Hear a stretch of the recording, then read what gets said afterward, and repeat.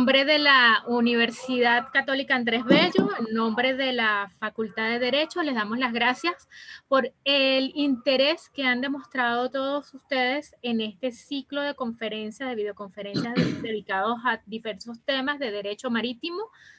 Tenemos una preocupación en conjunto con esta situación que vivimos en el mundo entero.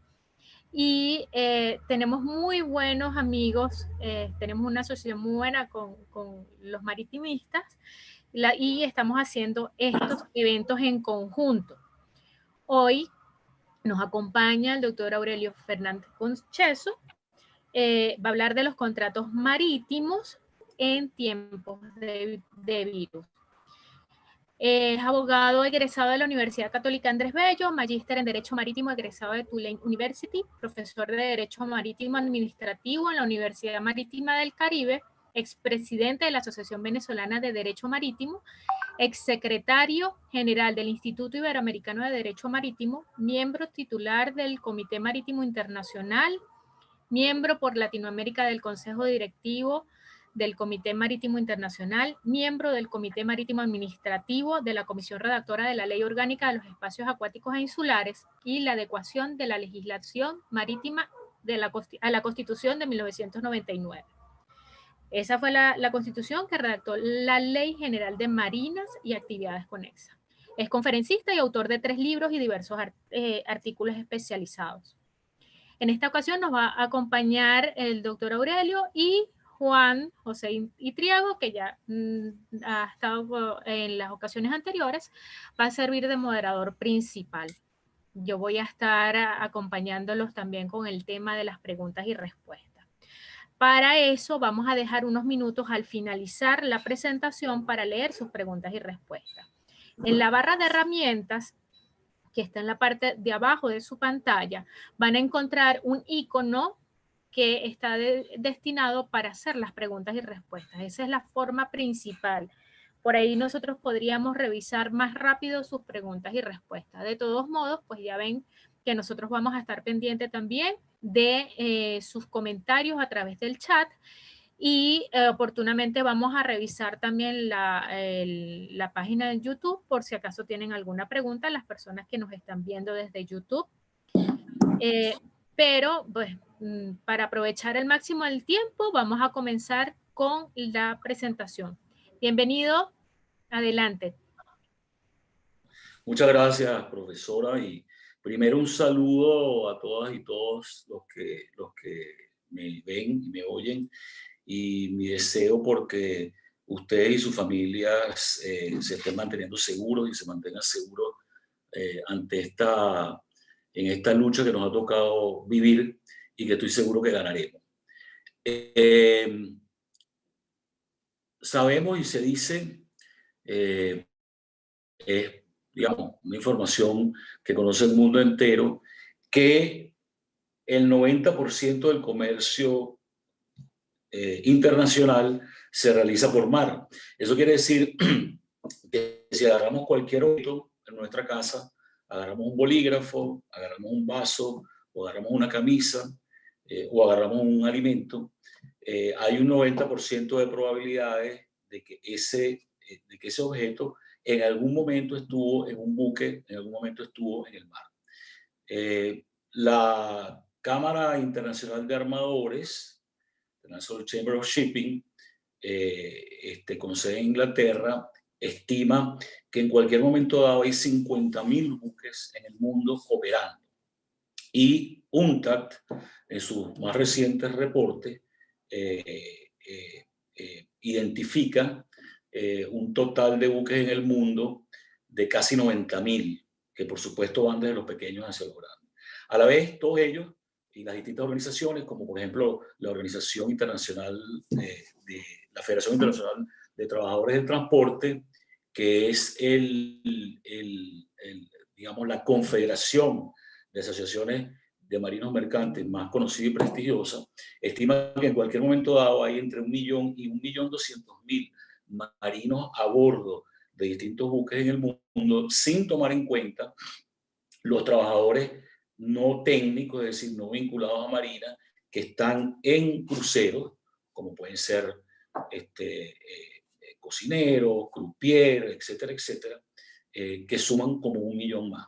Entonces, estos números creo que son suficientes para identificar la gravedad que una situación como la que vivimos puede representar, no solamente para el transporte marítimo, sino para el mundo en general, a medida en que afecte el transporte marítimo. Porque sabemos que el transporte marítimo no es otra cosa que un segmento en la cadena de suministro.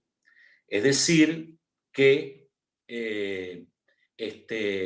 cuando, por ejemplo, un agricultor siembra una semilla de café en las montañas de Colombia, ese es un primer paso que termina con el momento en el cual el consumidor se toma el café, digamos, en Bruselas, en Bélgica, y todo ello conlleva una cadena de ejecución y de suministro en el cual el transporte marítimo es un segmento. Pero si el transporte marítimo no funciona, ¿verdad? En esa secuencia que estoy hablando, el agricultor siembra la semilla de café y a lo mejor no se cosecha, pero el señor que está en Bruselas no se lo puede tomar. Bien, las distintas organizaciones del sector marítimo, la Organización Marítima Internacional, el Comité Marítimo Internacional, del cual vamos a formar parte, Intertanko, la Cámara Internacional de Armadores, la ITF, la Federación Internacional de Trabajadores del Transporte, todos han emitido circulares, instructivos, recomendaciones, normas para que lidiemos con la pandemia. Pero la realidad es que más allá de eso, cuestiones de tipo administrativo, sabemos que en cada viaje que se inicia, en cada viaje que comienza, hay un serio, hay un entramado significativo de contratos que subyacen y que se ven seriamente afectados por la situación. Yo lo que quiero es aquí hacer una primera aproximación, hacer un primer sondeo a cuáles son los temas que se plantean con relación a distintos contratos de tipo marítimo, ¿verdad? Para que se entienda cuáles son. Y por supuesto, no vamos a tener el tiempo ni siquiera de profundizar en ninguno de ellos, porque los temas que se van a plantear son extremadamente difíciles, extremadamente complejos y tomarán mucho tiempo. Entonces, el primero que quiero mencionar es el contrato de enrolamiento. Sabemos que el contrato de enrolamiento es el contrato que se celebra entre un armador y el tripulante o marino, y tomando en cuenta la gran cantidad, es decir, los millones, si no cientos de miles de marinos que hay en el mundo, ¿verdad? En cualquier momento dado, es sin duda el contrato más frecuente, en número, por lo menos numéricamente. Sabemos que en lo que tiene que ver en lo que tiene que ver con el trabajo a bordo, rige el de la denominada Convención sobre Trabajo en el Mar de 2006. Esa convención establece un conjunto de obligaciones para el armador en beneficio para asegurar que el trabajador del mar tenga un sitio de trabajo, digamos, adecuado, seguro, que se proteja su bienestar y que se proteja sobre todo también su salud. Ese convenio, y sobre todo tanto el convenio como el reglamento, el cuerpo central del convenio como el reglamento, prevé que un conjunto de obligaciones para el armador hacia el trabajador en materia de acomodación, en materia de tiempos límites de trabajo, en materia de atención médica adecuada, tanto a bordo como en tierra. La situación que plantea COVID-19, puertos cerrados, cadenas de suministro interrumpidas, por supuesto, pero puertos cerrados, puertos inoperativos o puertos a medio funcionamiento o funcionamiento a media, cuarentenas obligadas a bordo, imposibilidad, por ejemplo, de inspectores de ir a bordo, lo cual genera un reto desde el punto de vista de la seguridad, etc. A la vez pueden causar que esas obligaciones del armador, sobre todo en un tiempo o en una situación en la cual el armador a la vez se ve presionado desde el punto de vista de su flujo de caja o de su ingreso, por todo lo que sabemos que ocurre en el orden de las cancelaciones de embarque, etcétera, no sea de cumplimiento posible. Y ahí hay un primer reto y un primer tema que va a ser relevante desde el punto de vista del contrato de enrolamiento. Es decir, si los armadores tendrán la capacidad o mantendrán la capacidad de dar cumplimiento a todas esas obligaciones que son propias o establecidas en el convenio, pero que a la vez existen en todos los contratos de arrendamiento, de enrolamiento. A la vez, habrá otras situaciones que le ponen presión al trabajador, como la necesidad de estar más tiempo a bordo de lo que normalmente es el caso, y sabemos que es un trabajo difícil, el trabajador está alejado de su familia, etc. Y eso conlleva pago de sobretiempo y todo lo demás, que también serán un reto desde el punto de vista del cumplimiento del contrato de enrolamiento por parte del armador. Aparte de todo eso, sabemos que el trabajador del mar tiene, para todo lo que tiene que ver con sus derechos, desde el punto de vista económico, su remuneración, etcétera, un privilegio marítimo. Así está establecido en la Convención sobre Privilegios de Hipotecas Marítimas de 1993. Un privilegio que es el primero en el orden, y en el caso particular de Venezuela, ese privilegio también se refleja o está establecido en el artículo 115 de la Ley de Comercio Marítimo como un privilegio de primer orden. De manera que de haber, digamos, distorsiones en la posibilidad del cumplimiento de los armadores, de los contratos de enrolamiento, en lo que tiene que ver con, pues son todas sus obligaciones esas de tanto adecuado alojamiento, adecuada manutención, adecuada atención médica y pagos extraordinarios de sobretiempo, etcétera, etcétera. El trabajador va a tener un privilegio para asegurar que los armadores tengan que cumplir. También está del otro lado el tema de la interrupción de las rotaciones, porque el trabajador del mar normalmente vive a cuenta de que la rotación que le permite él ir a bordo, porque tanto es un problema para él mantenerse a bordo más necesario como un problema no poder ir a bordo porque no está trabajando. Y eso también va a representar un reto para los armadores y para los trabajadores en el contexto de esta crisis. Finalmente, en el contexto del contrato de enrolamiento, será un tema fundamental, por supuesto, el tema de las acciones contra el armador por enfermedad de trabajo o muerte, en aquellos casos en que el trabajador, Dios no permita, fallezca como consecuencia del virus. Ya hay por allí demandas sobre eso. Tomemos, por ejemplo, el caso de el Diamond Princess, que quizás es uno de los casos más emblemáticos, que quizás saben ustedes, fue el crucero que regresó a Japón por los lados del 4 de febrero con 10 casos, 10 contagios, y fue puesto en cuarentena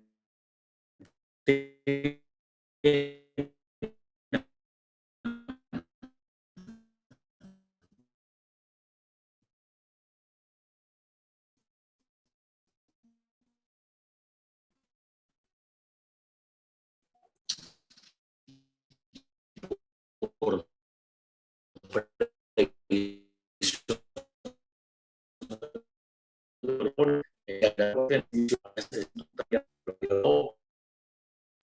Un momento, creo que se está escuchando mal.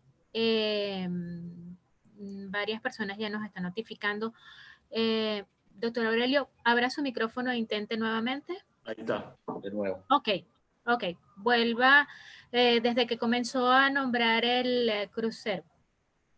Bueno, decía, hablando del tema de las acciones de trabajadores o el contrato de enrolamiento, que por ejemplo el caso del Princess Diamond ilustra las posibles acciones que haya de parte de los trabajadores contra los armadores por el hecho de que allí puede haber habido una administración inadecuada por parte del armador de la emergencia, de manera que cuando la haya habido y el trabajador considere que el trabajador resultó contagiado y más allá de eso, si ha perdido la vida, habrá una acción posible bajo el contrato de enrolamiento. Por supuesto, habrá la posibilidad de que el armador invoque fuerza mayor, pero en mi opinión, la posibilidad de invocar fuerza mayor en una situación en la cual el trabajador tiene un privilegio, etcétera, será muy difícil. De manera que ese es el primer contrato afectado. Después, hablemos de los cruceros. Y es una situación realmente increíble, la de los cruceros, por supuesto. La industria de los cruceros era hasta nada, y hasta que surgió la pandemia, la industria más próspera de todo el sector marítimo. Entre 2010, 2011 y 2020, el número de personas que tomaron cruceros en el mundo pasó de 17 millones a 30 millones en el año 2019, y la industria consideraba que para 2020 32 millones de personas tomarían cruceros. El crecimiento de la industria de los cruceros, mientras que el resto el crecimiento en otros sectores de la industria fue casi exponencial durante la última década, con un crecimiento del 7%, mientras otros sectores de la industria fluctúan, algunos años crecen, otros años no.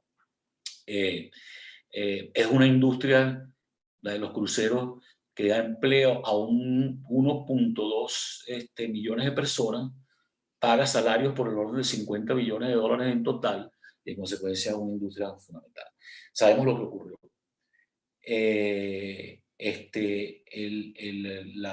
La Federación Internacional o la Asociación Internacional de Líneas de Crucero, conocido como ICLA o en español CLIA, que agrupa a las principales líneas de crucero, entre todas ellas con cerca de 300 cruceros, suspendió todos los zarpes, o declaró, mejor dicho, que sus miembros suspendían todos los zarpes a partir del día 12 de marzo, originalmente hasta mayo, y ahora se ha prorrogado hasta julio. ¿Cuáles son los temas cuáles son? Y por supuesto, varios cruceros han sido emblemáticos en el contexto de la crisis. El Celebrity Apex, que por un lado, digamos, hizo historia al ser el primer crucero entregado por el astillero de manera virtual, y por el otro está lamentablemente haciendo historia porque diversos trabajadores alegan que no se tomaron las previsiones mientras ellos estaban finalizando las pruebas para evitar los contagios, y ahora está siendo objeto de una demanda gigantesca. El Diamond Princess, el Grand Princess, el Preamar, que sabemos que estuvo deambulando por el Caribe hasta que el gobierno de Cuba lo permitió que se desembarcara en el puerto de Mariel, el Sandam, que sabemos que también estuvo deambulando por la costa oeste de Latinoamérica, se le permitió finalmente pasar por el canal de Panamá. El gobierno de la Florida estuvo entre recibirlo o no hasta que finalmente lo hizo. El Greg Mortimer, que es un crucero que está de la Antártida, que está frente a las costas de Uruguay con una cantidad de contagios, etc. Ahora, sabemos que el contrato entre el pasajero de un crucero y la línea es el contrato de pasaje. Años atrás, ese contrato era un contrato que se emitía de manera física. Cuando nuestros abuelos, nuestros padres tomaban un crucero, iban a la agencia de viaje, la agencia de viaje les entregaba ese pasaje muy bonito de forma de una chequera, y ahí estaban los términos y condiciones. Hoy en día el contrato de pasaje es completamente diferente. El pasajero hace su registro online, y una vez que paga, la línea le manda una confirmación con unos términos muy genéricos: nombre del buque, día de zarpe, tipo de acomodación, número de noches, etc. Y revisión a un conjunto de términos y condiciones que normalmente están en la página web de la línea. También rige materia de la relación entre el pasajero y la línea, la Convención de Atenas sobre Transporte de Pasajeros del año 74, que tiene un protocolo del año 2002, en 2014. Estados Unidos parte a ese protocolo, pero muchos de los países cuya bandera enarbolan los cruceros que incluso zarpan de los puertos americanos, como Fort Lauderdale, Miami, etcétera, sí son parte, de manera que la convención aplica en muchos casos. Yo veo que en materia del contrato de pasajes habrá dos temas en disputa fundamentales. El primero es de la cancelación. Había personas que tenían planificado un crucero en el mes de marzo o en el mes de abril y en el mes de mayo. No se va a poder realizar. La pretensión del pasajero es que se le devuelva el costo del pasaje, es decir, que se produzca una devolución. Ahí hay un primer problema. Normalmente la política de cancelación de la línea, que están en los términos y condiciones, que forman parte del contrato de pasaje en la página web y que el pasajero acepta, no incluyen devolución. Solamente que cuando hay una cancelación, si es por parte del pasajero, el pasajero pierde el total del pasaje o pierde un porcentaje dependiendo de cuándo haya cancelado. Y si es por motivos distintos, puede que la línea, a menos que sea por negligencia manifiesta de la línea queda, digamos, tiene la posibilidad o el derecho de exigir que el pasajero acepte un crédito para un viaje futuro, no una devolución. La Asociación Internacional de Líneas de Crucero tiene lo que se llama un decálogo de los derechos del pasajero. En este decálogo no aparece un tratamiento de cancelaciones que permita que el pasajero recupere lo que pagó. Pero la asociación ha pedido que, ha solicitado que se modifique la política a ver si las líneas de crucero son un poco más flexibles en las devoluciones. Yo, sin embargo, pienso que habida cuenta de la comprometida situación económica de las líneas, cuyas pérdidas se habla pueden llegar a 3, 4, 5 mil millones de dólares, se produzca un proceso de devolución, sino lo que va a ocurrir es que los pasajeros cuyos viajes quedaron cancelados tendrán un crédito para viajes futuros. El otro tema, y la Convención de Atenas no prevé nada en materia de cancelaciones. No le da al pasajero ningún derecho en materia de cancelación. El derecho venezolano, por cierto, curiosamente, sí lo prevé, porque el artículo 288 de la Ley de Comercio Marítimo establece que cuando el armador cancela el viaje, la línea, el transportista de personas cancela el viaje, el pasajero tiene derecho a una devolución. Más sin embargo, en el caso venezolano, que no es relevante, pero es para tocar el punto de vista académico, no es relevante porque a Venezuela no hay cruceros, ni hay cruceros de bandera venezolana. Hoy, estoy seguro que en el futuro, Dios quiera, lo va a ver. Pero cuando esa cancelación es por fuerza mayor, hecho de fuerza mayor, la línea tiene el derecho de, en vez de reembolsar, darle un crédito también. La otra categoría será lo de los reclamos de los pasajeros que se enfermaron a bordo y, por supuesto, los que después que se enfermaron perdieron la vida. Allí se aplica la Convención de Atenas y aplicarán también los términos y condiciones de la línea cuando la Convención de Atenas no aplique por el hecho de que el buque no es un buque de bandera de uno de los países que es miembro de la Convención, aunque digo, hay sobre 90 países miembros de la Convención y al protocolo, y muchos de ellos son importantes y relevantes. De manera que la Convención aplica en muchos casos. Pero ¿qué ocurre? De acuerdo con los términos de la Convención, la responsabilidad de la línea es una responsabilidad objetiva, independientemente de culpa, cuando la lesión o la enfermedad o el fallecimiento se produce como algo asociado a un hecho de navegación, que puede ser un abordaje, una colisión, un incendio en las máquinas, etc.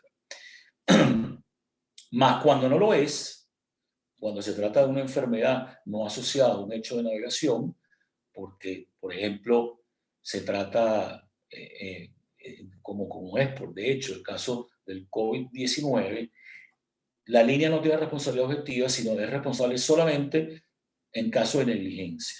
De manera que en todos los casos de COVID-19, en los que los pasajeros quieran obtener indemnización de las líneas, lo cual ya está pasando, porque hay varias demandas, algunas en la forma de acciones de clase o colectivas, otras individuales, será carga del pasajero probar que la línea actuó de manera negligente en la administración de la infección a bordo, en evitar, al evitar que se propagase, evitar tomar las medidas que eran necesarias para que el pasajero no se contagiase, etc.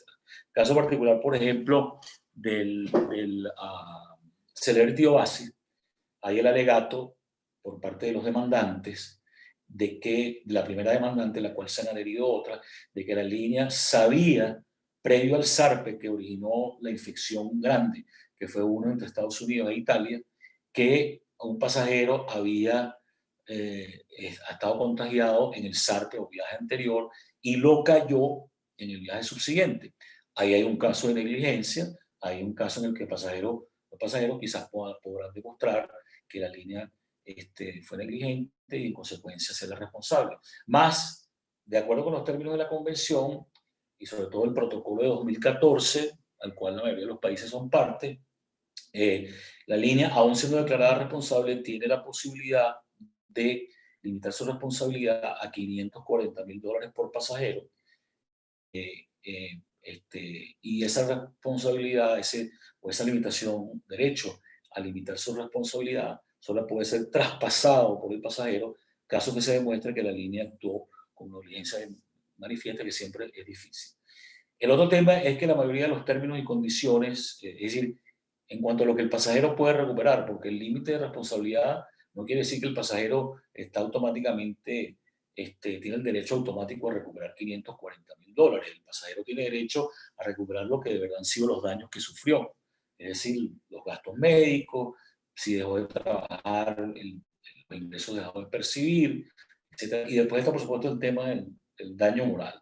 Y ahí, en tema del contrato, la cosa se pone difícil, señoras y señores, porque, en primer lugar, casi todas las líneas, en sus términos y condiciones, prevén o establecen que el pasajero, al contratar, al hacer el booking, acepta que el viaje es un viaje que tiene ciertos riesgos y que acepta asumir esos riesgos y que también acepta que los peligros o la angustia emocional derivada de esos riesgos no será reclamable.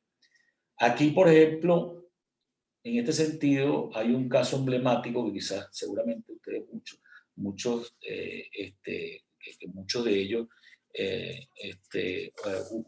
han oído, que es el de el Carnival Atom en el año 2013, que fue un buque de Carnival al cual que tuvo un incendio en la sala de máquinas, que quedaron desacoplados completamente los sistemas eléctricos del buque y quedaron desacoplados también los sistemas hidráulicos, ¿verdad? Y el buque tuvo que ser remolcado desde el Golfo de México hasta Alabama, y durante ese proceso de 6 o 7 días, los pasajeros lo pasaron muy mal, con nefastas condiciones de salubridad, etcétera, porque no funcionaban, como decía, los sistemas hidráulicos, aparte que no funcionaba la electricidad y todo lo demás. Y vinieron varias demandas luego. Esas demandas, en casi todos los casos, alegaban o estaban basadas en el hecho de la angustia emocional que el incidente había producido. Más sin embargo, en los tribunales americanos casi ninguna de ellos tuvieron éxito, y las transacciones que finalmente se terminaron materializando fueron transacciones de $4 o $5,000, y ninguna más de 100 o 120, de las cuales nada más hubo 3 o 4 nada más, y que en consecuencia constituyen un precedente bastante negativo para aquellos que quieran o pretendan, digamos, desplegar acciones contra las líneas, más allá de lo que es el daño material derivado de la enfermedad propiamente dicha. En Estados Unidos también, desde el siglo pasado, existe un estatuto que se llama Death on the High Seas Act, que tiene que ver y que regula muertes a bordo y que prohíbe acciones por daño moral, de manera que esas van a ser cuesta arriba. Pero en suma, en materia de cruceros, creo que esas no van a ser las dos, digamos, categorías de reclamos vinculados al contrato, y que seguramente ya, como digo, hay múltiples acciones, tanto derivadas del Princess Diamond, como derivadas del Grand Princess, como derivadas del Celebrity Oasis, como derivadas del Celebrity Apex, que dije también, contra Costa Cruises también, y veremos cómo resulta. Eso en cuanto a crucero. Pasando al tema de los contratos de transporte de mercancía, esta es otra categoría, por supuesto, otra gran categoría y una categoría compleja. Las interrupciones en las líneas de producción, las interrupciones en la cadena de transporte terrestre, los cierres de puertos, las cuarentenas, etcétera, sin duda han tenido un impacto. Pero además, desde el punto de vista del agua, viendo el agua hacia tierra, también han tenido un impacto las cuarentenas, los cierres, etcétera, etcétera. En materia de contratos de transporte, creo que las controversias gravitarán principalmente sobre las demoras o retrasos, sobre las desviaciones y por supuesto, por lo que tiene que ver con daños o pérdida de la carga. Entonces, todos sabemos que en materia de contrato de transporte, de una manera, digamos, general, mayoritariamente, rigen todavía las reglas de la Haya y las reglas de la Haya bis. Rigen sea porque el conocimiento de embarque ha sido emitido en un país parte a la regla, rigen porque el puerto de origen o destino está en uno de los dos países, o rigen por emisión del conocimiento de embarque que es muy común. Vamos a ver cuáles son las posibilidades de la carga y a la vez cuáles son las defensas del transportista, porteador, armador. Hablemos, por ejemplo, de las desviaciones, que son, o fueron, o han sido y continuarán siendo un incidente más o menos frecuente, habida cuenta del COVID-19 o por el COVID-19. Bueno, sabemos que las reglas de la Haya, en su artículo 4.4, le permiten al transportista desviarse cuando esa desviación es para salvar vidas o bienes. Claro, hace 100 años, cuando se redactaron y discutieron las reglas de la Haya, esta desviación se entendía, y así ha sido interpretado mayormente a través del tiempo, como una desviación para salvar vidas en el mar. Es decir, situación en la cual el buque está navegando, oye una llamada de emergencia de otro buque que está en peligro y se desvía para salvar vidas en ese otro buque que está en peligro. No están diseñadas originalmente para la situación en la que la desviación es para salvar vidas de su propia tripulación, porque, por ejemplo, el capitán considera que si entra en determinados puertos, hablemos del puerto de Civitavecchia en Italia, uno de los países lamentablemente afectados por que si entra en el puerto de Civitavecchia, su tripulación va a sufrir riesgo. Y entonces invoca que esa entrada en el puerto, esa desvía, o esa decisión de no entrar en el puerto y desviarse a otro puerto para descargar las mercancías sujetas al contrato de transporte, constituye una desviación para salvar vidas, las vidas de su tripulación. Esta previsión de la Haya, estoy seguro que en las disputas por venir será, digamos, invocada y también será probada por la jurisprudencia en cuanto si alcanza eso. Pero por otra parte, en la situación en la cual la carga se ha dañado, se ha producido un retraso en la entrega de la carga por una desviación, por ejemplo, o por negativa del capitán de entrar en el puerto de destino original, o situaciones en las cuales la carga se ha dañado o se ha perdido totalmente, se ha dañado, pensemos por ejemplo en carga perecedera, o se ha perdido porque en la confusión de la búsqueda de un puerto de refugio y en la descarga de una manera que no estaba originalmente prevista, se ha perdido. El porteador, estoy seguro que todos lo saben, tiene múltiples defensas. En primer lugar, bajo las propias reglas de la Haya, sabemos que tiene en el propio artículo 4, la defensa de acto de Dios, una especie de defensa de fuerza mayor, la defensa expresa de restricciones, la defensa expresa de cuarentenas, la defensa expresa de bloqueos, y después la famosa defensa omnibus, como se le llama, que es la del ordenal Q del artículo 4 de la Haya, que es la de que el transportista no es responsable en ninguna situación en la cual él no haya sido negligente en haberle generado daño o pérdida a la carga.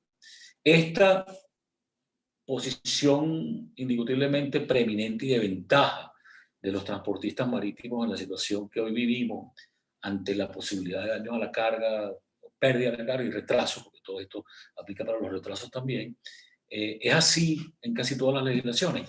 Las mismas defensas con el mismo número de artículos, disculpen, y numeral existen bajo el Estatuto de Transporte Marítimo de los Estados Unidos del año 36, que rige muchos contratos de transporte vinculados a los Estados Unidos,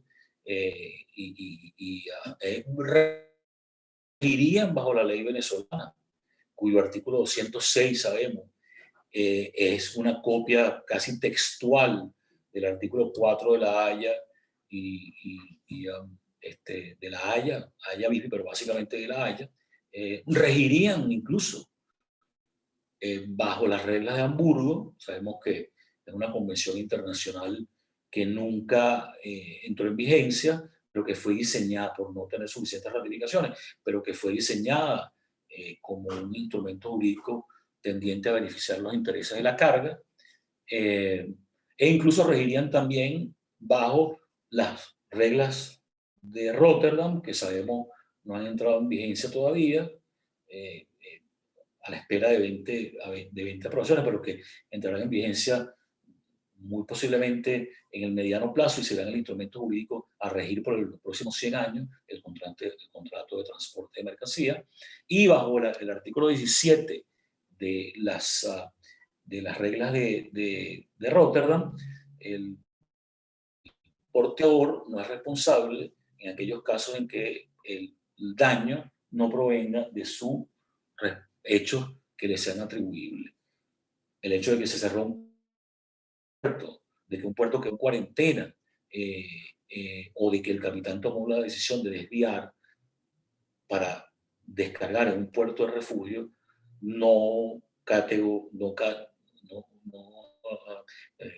podría ser categorizado, no sería categorizado, ni siquiera, en mi opinión, bajo Rotterdam, como un hecho atribuible al porteador que le daría derecho a la carga a cobrar.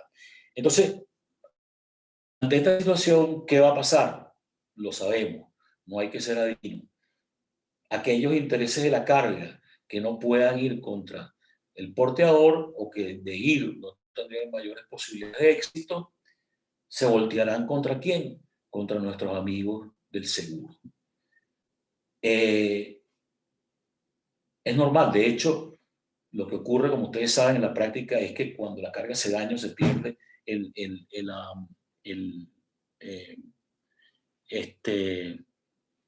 cuando la carga se pierde o se daña,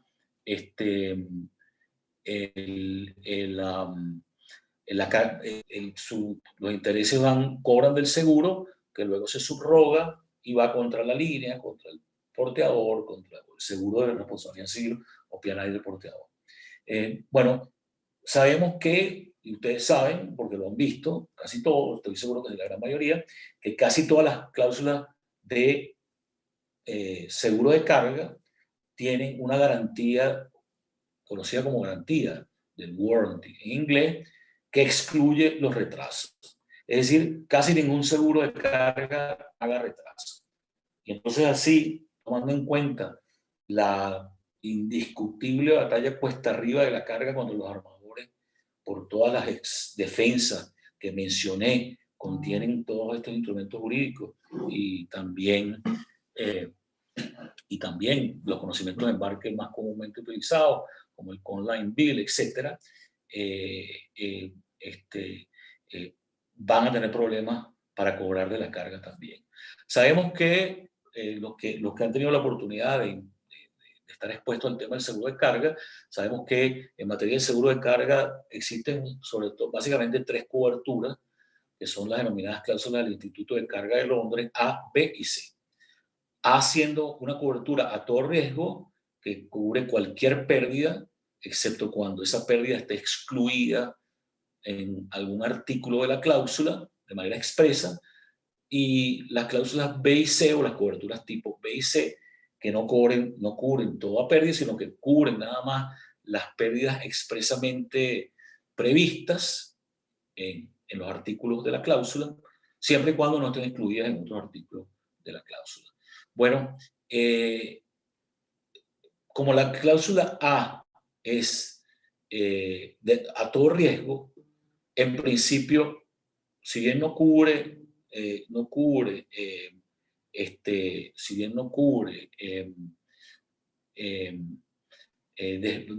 retraso, podría cubrir daños a las pérdidas a la carga derivados de, por ejemplo, imposibilidad de entrar en un puerto por bloqueo, imposibilidad de descargar por bloqueo, etc. En esto hay opiniones, porque una de las exclusiones de la cláusula A es lo que llaman, y de las demás también lo que llaman restraints, que algunos podrían interpretar como vinculado al cierre del puerto, pero en mi opinión,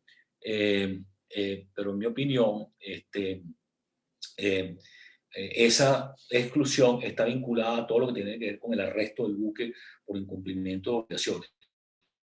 Este es un tema que se discutirá también.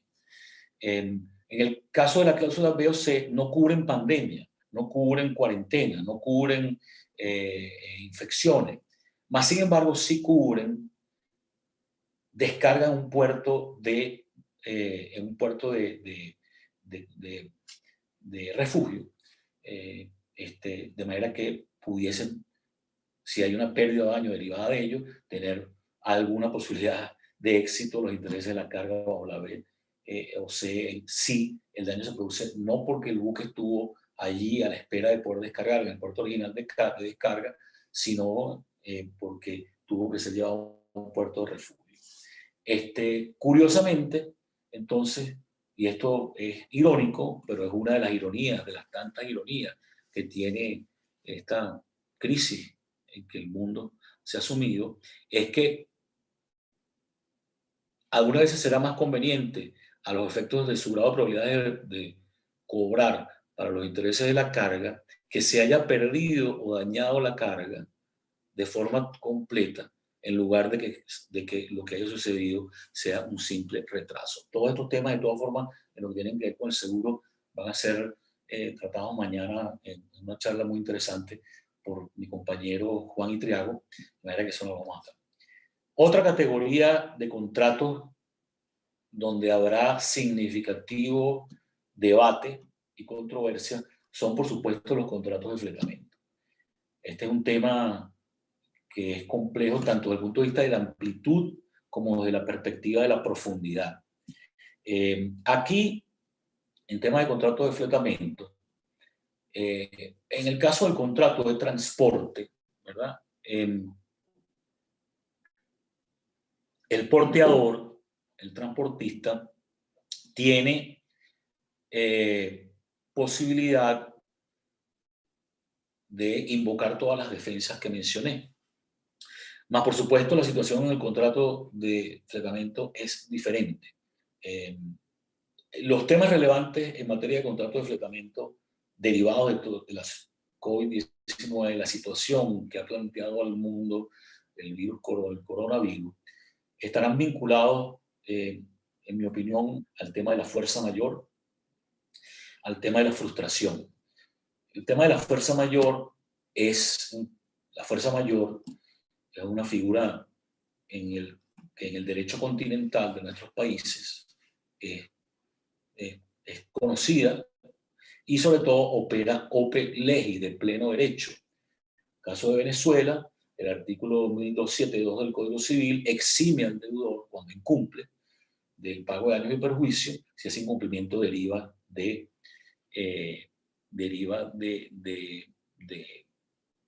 fuerza mayor. Pero ya sabemos que en el mundo de los contratos de fletamento, en primer lugar, dominan las fórmulas estándar.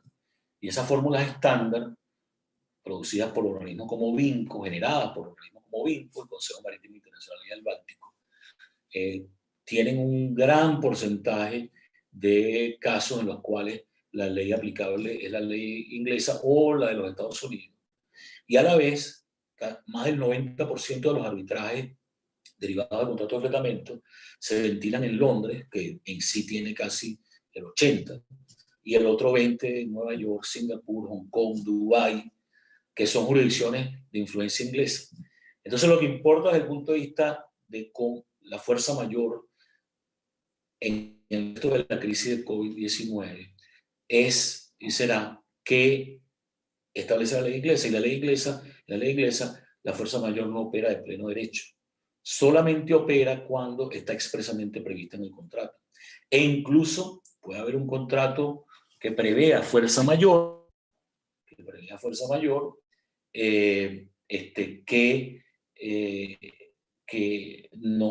que si no establece expresamente la categoría de la pandemia como tal, quizás no permitirá a quien quiera invocar la fuerza mayor invocarla. Por supuesto, en temas de contratos de fletamento habrá que diferenciar para entender cuál será el tipo de disputa más común derivada de COVID-19, de qué contrato estamos hablando. En materia de contrato de arrendamiento de casco desnudo, por ejemplo, la forma VINCO, el VERCON 217 es una de las formas más utilizadas, no la única, por supuesto, pero una de las más utilizadas, de forma general. Habrá menos propensión a disputa. ¿Por qué? Porque allí la interacción entre fletante y fletador está muy poco vinculada, o hay muy poca interacción entre fletante y fletador a la dinámica de lo que tiene que ver con la carga, a la dinámica de lo que tiene que ver con los puertos de embarque y desembarque. Solamente quizás podría haber algo, es decir, que ahí no va a haber una disputa de que no pudiste tomar la carga o no la pudiste, no es un problema entre el fletante y fletador a casco desnudo. Sí pudiese haber algún nivel de probabilidad de disputa en lo que tiene que ver con los denominados trading limits de la cláusula 6, que es la cláusula 6 del MERCON, que ustedes saben que establece cuáles son los países a los cuales o dentro de los cuales el buque debe navegar. De manera es posible que por algún bloqueo o cuarentena el país tenga que buscar un puerto de refugio que salga de esos trading limits y se pueda producir una disputa por ese hecho, si se pone en peligro al buque por esa circunstancia, y entonces haciendo una circunstancia obligada, entrará la discusión de que si es fuerza mayor o no. También pudiese haber, ustedes saben, caso de los cruceros, que como hablamos han sufrido tanto, saben que muchos cruceros cuyo precio hoy pasa de los 1.000 millones de dólares de manera muy fácil, en realidad son financiados a través de estructuras complejas de financiamiento que algunas veces utilizan la figura del arrendamiento a casco desnudo con adquisición, con la parte 4 del BERCON, con adquisición a final del periodo. En la medida en que el arrendatario casco desnudo ahora no puede utilizar el buque, no nos asombremos si alguno invoca fuerza mayor en su posibilidad y ocurrir en frustración del contrato. En Latinoamérica se conoce como la Rex Staffing. No nos sorprenda que eso suceda, más sin embargo, a la vez, ya sabemos que la mayoría de los contratos de arrendamiento casco desnudo contienen la denominada cláusula de pago llueve, truene o relampaguee, conocida en inglés como hell o high water, de manera que en mi opinión será muy difícil a los fletadores escapar pago bajo los contratos de arrendamiento a casco desnudo argumentando fuerza mayor. Después tenemos en materia de fletamiento a tiempo, por ejemplo, como el New York Produce Exchange de 2015, que es una forma suficientemente utilizada, y contratos de fletamiento a viaje. Es relevante el tema de la cláusula vinco sobre enfermedades infecciosas y contagiosas creadas en el año 2015 para atender. Sí, sí. Ahí está. Qué pena interrumpirte. Simplemente que nos dicen de la UCAP que nos quedan unos 8 minutos. Entonces, nada, para que tengan conocimiento del tiempo. ¿Okay? Voy a terminar en 8 minutos, perfecto. ¿Perdón? Sí, voy a terminar en 8 minutos.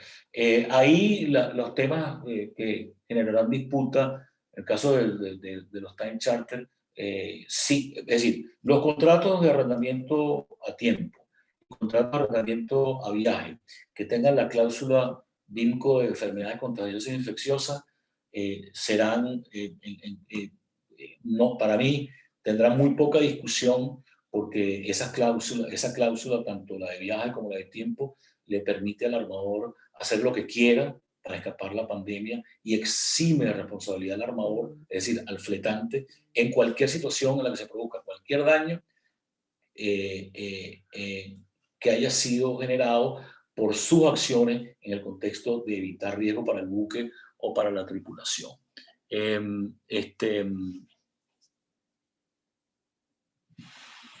Creo que quedamos inhabilitados ahí.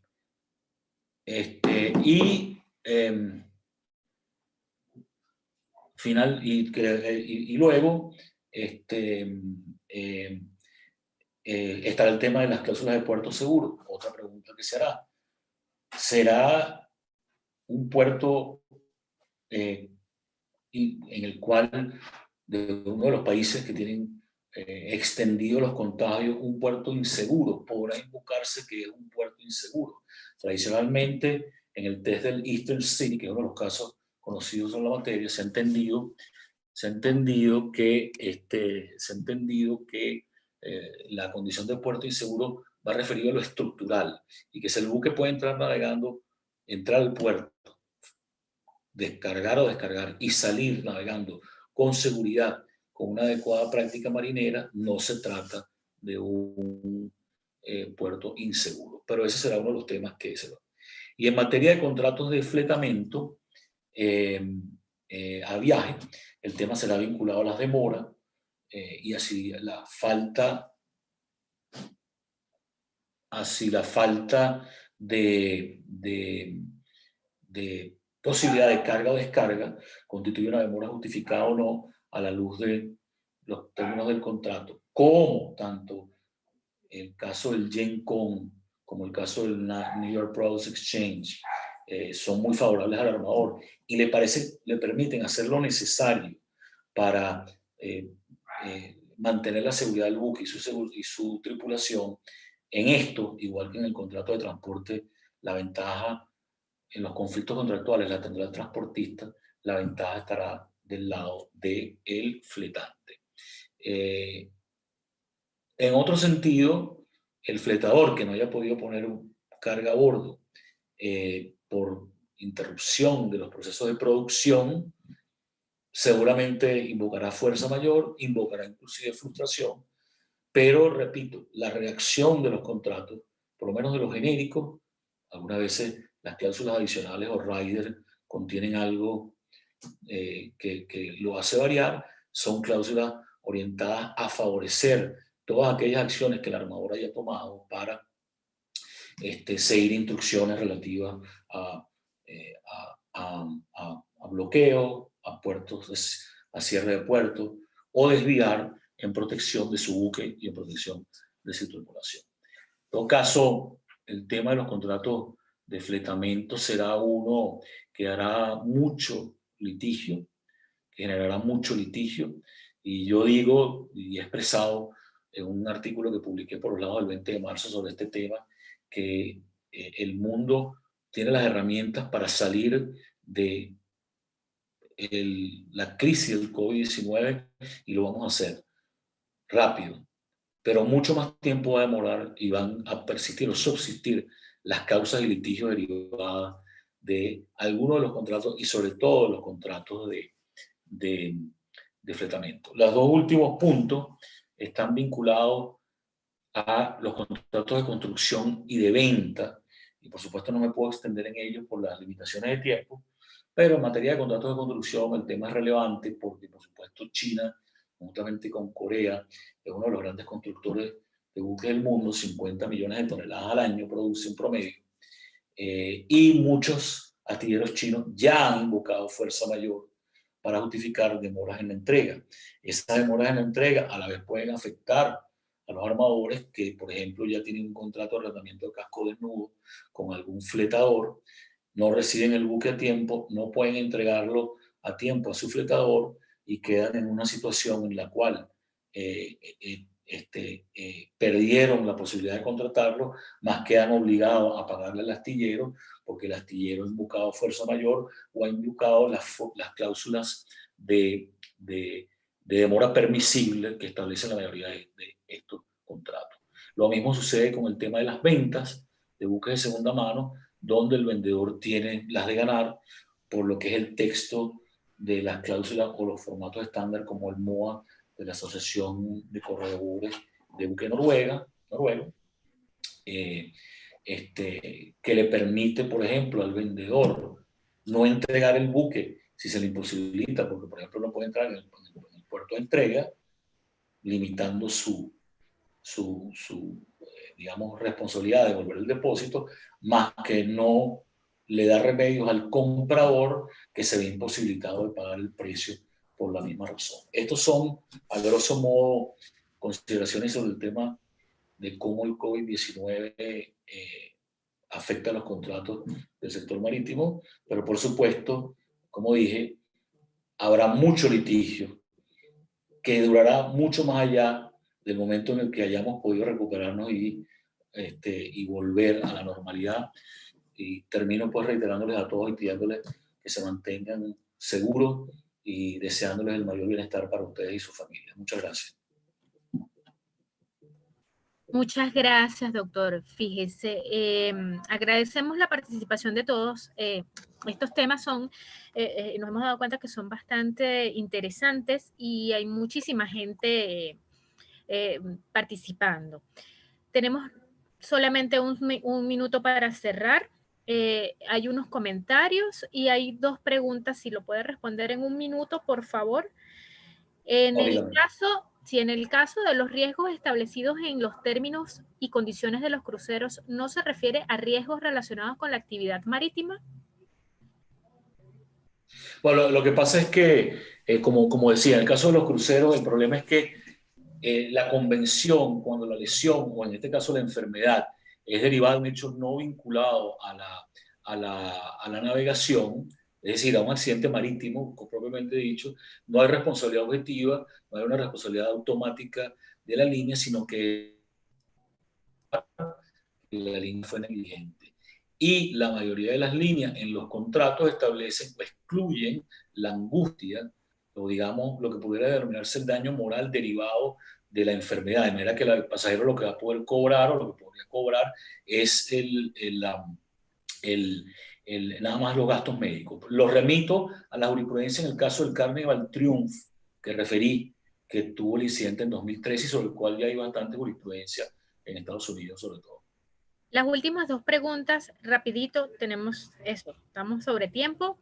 En Yo el creo que, caso... Argelia, perdón que te interrumpa, yo creo que antes de preguntas es importante señalarle a los participantes que el doctor Aurelio ha publicado un trabajo bastante comprensivo sobre el tema, o sea, en el caso que se nos agote el tiempo, que lo pueden encontrar en su página web aureliofernandezconcheso.com, así como en la página web de la Asociación Venezolana de Derecho Marítimo en la sección COVID-19. Esto es un papel de trabajo bastante, digamos, a profundidad sobre cada uno de estos temas, y lo digo en caso que se nos corte la conexión, tienen esa herramienta por allá. Sí, hacemos esta salvada y ofrecemos nuestras sinceras disculpas porque, como sabrán, la Universidad Católica está haciendo el esfuerzo de tratar de mantener toda la relación con todos sus relacionados a través de estas videoconferencias, y efectivamente tenemos conferencias en continuo durante todos los días. Y justo esto funciona como los auditorios. Entonces tenemos este auditorio, lo van a utilizar dentro de unos minutos. Nos quedaron unas preguntas acá. Nosotros tenemos aquí, no sé si a través desde los canales o desde el canal de YouTube. Yo les voy a enviar la foto de las preguntas y ustedes desde del canal pueden responderles a estas personas. Ustedes pueden revisar el canal de YouTube de la asociación y contestar. Para ir cerrando, agradecemos la participación de todos, especialmente porque tenemos gente de toda Latinoamérica y de Europa. Invitamos a las próximas ponencias mañana a las 3 de la tarde, hora Caracas. Juan José Itriago, aquí presente, va a hablar de los seguros marítimos en tiempos de virus. El viernes tendremos 2 ponencias sobre el trabajo marítimo internacional en tiempos de virus con Guanadín Molina a las 2 de la tarde, hora Caracas, y a las 4 de la tarde el concepto de personalidad jurídica en el siglo XXI, con Juan José Bolinaga. Los invitamos a que sigan pendientes de esto. También estamos preparando un foro internacional para el próximo mes. Estén pendientes a las redes, tanto de la Asociación Venezolana de Derecho Marítimo como de la Escuela de Derecho, en donde les daremos las indicaciones de fechas, horas y los participantes, porque van a haber invitados de todo el mundo y de varias universidades. Para cerrar, Juan José, el profesor. No, bueno, yo simplemente lo que me queda es agradecerle a Aurelio que digamos, sabemos lo ocupado que está, no solo en su cargo como socio de Client Co, sino trabajando por el Instituto, por el Comité Marítimo Internacional, entre otras facetas, apartó buena parte de su tiempo para ilustrarnos a nosotros este tema tan importante como es los contratos marítimos. Lamento que tuvimos que presionarlo al final por temas de tiempo, pero como les digo, el trabajo está publicado en internet y es bastante, vale la pena que lo revisen. Y por mi parte, además de agradecerle a Aurelio, tenemos que, por supuesto, agradecerle a la UCAP, a la Asociación Venezolana de Derecho Marítimo, así como al Instituto Iberoamericano de Derecho Marítimo, que en este esfuerzo conjunto que están haciendo para mantenernos informados durante esta cuarentena, con esta serie de foros, seminarios virtuales o webinars. No sé si Aurelio quiere cerrar con algún comentario. No, mi agradecimiento a ti, Juan, a Argelia, al Instituto Iberoamericano de Derecho Marítimo, a la Asociación y por supuesto a la Universidad Católica Andrés Bello, y agradecerle a todos los que tuvieron la gentileza de asistir y reiterarles mi deseo de que estén todos bien, de que sus familias estén bien y de que pasemos todos por esto con buen mar, buen viento y sobre todo buen puerto final. Bueno, les recordamos entonces, sí, recordamos las preguntas que quedaron pendientes y unos comentarios que están pendientes también en el chat serán contestados en el canal de YouTube de la asociación. Okay. Feliz tarde, cuídense mucho y pues bueno, tratar de disfrutar un poco dentro de esta situación y aprovechar al máximo el tiempo. Cuídense mucho. Gracias. Hasta luego.